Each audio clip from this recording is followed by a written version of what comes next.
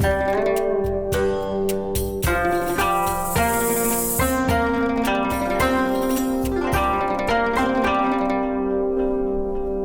you doing? My name is Matthew Staples, and I'm an ESL teacher. I'm currently teaching Level F Writing and Grammar here at LCC. I've been here for a couple of years, and I find that a lot of the teaching that I do is really based on kind of my own personal experiences with language. My father is from the US and my mom is from Japan. I was born in Japan. I lived there until I was 5, then moved to the US for a couple of years, and then moved to Taiwan for 4 years. And so language was definitely something that was a big part of my life. As a teacher, I've taught in, I think, 5 different countries. I started off teaching in Japan, then taught briefly in the US.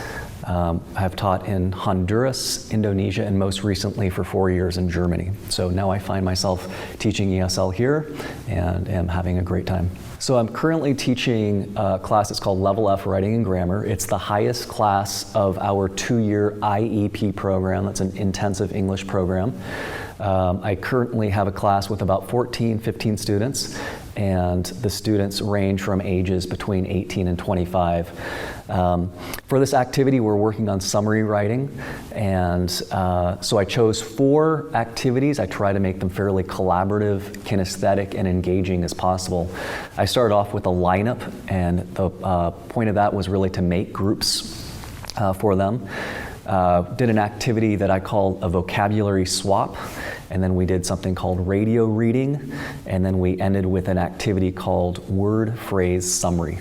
So I went ahead and started the lesson plan with a lineup, and the whole point of this was really to make groups for the activities that we're going to follow.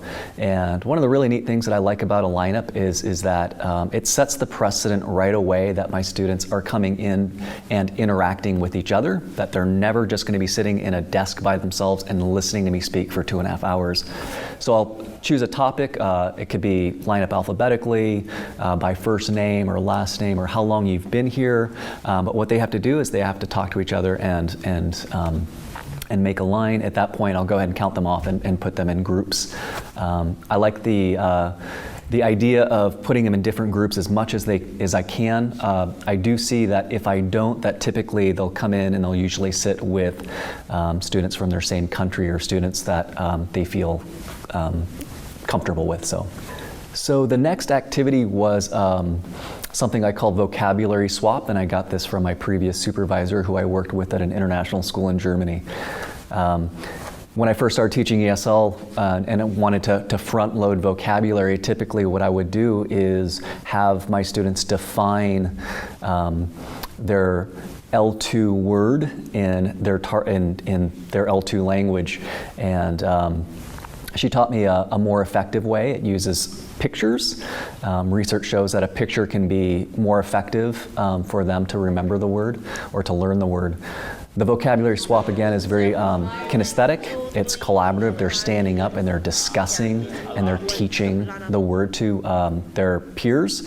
And according to the Learning Pyramid, teaching is one of the most effective ways to actually learn a new concept. So I really like this activity a lot. We do a lot of reading in class, and there are different ways to read, but I chose something called radio reading for this activity.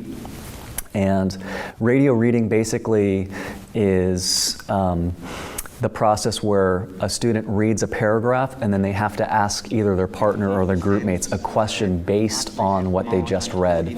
So it ensures 2 things. It ensures that the student who is reading is really comprehending what he's reading, which can be difficult at this level. It also ensures that the other students have to track along and have to focus on what that person's reading. They can't stare out the window and fall asleep. So they really need to know what's going on. And I think it promotes engagement and helps them connect with the article. So the last activity that I chose is something called word phrase summary, and it's something that I got at a previous international school that I was teaching at. It's collaborative. They're working in groups. So they're reading and they're discussing the article together. They start by really trying to find the main point, and they try to do that through a sentence that's in the article. Then they try to find a phrase that summarizes the article, and lastly, they try to find one word that best summarizes that article. And it's a pretty neat activity for helping my students think concisely. the sentence also serves as the topic sentence of their summary paragraph. So we decided to finish with a mini presentation. So they have a poster board, they'll put up their poster boards up on the wall, and then they actually explain their thought process and the words that they came up with. This article tried to talk about like how can they overcome differences, and then the problem was differences. So one of the things that I really try to do when I'm in class is I'm very aware of the amount of time I speak to the amount of time that they're speaking. And when I'm speaking, I'm really concerned about comprehensible input. So are they understanding what I'm saying?